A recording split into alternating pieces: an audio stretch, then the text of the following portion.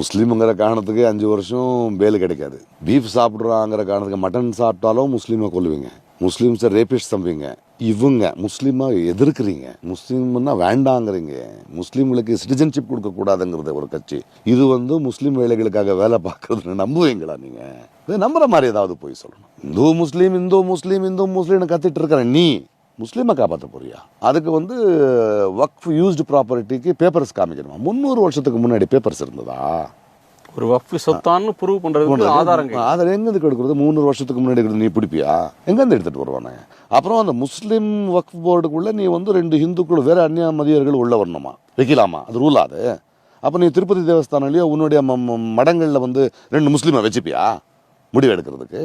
என்ன பேசிக்கிட்டு இருக்கீங்க? யாரை பேசிக்கிட்டு இருக்கீங்க?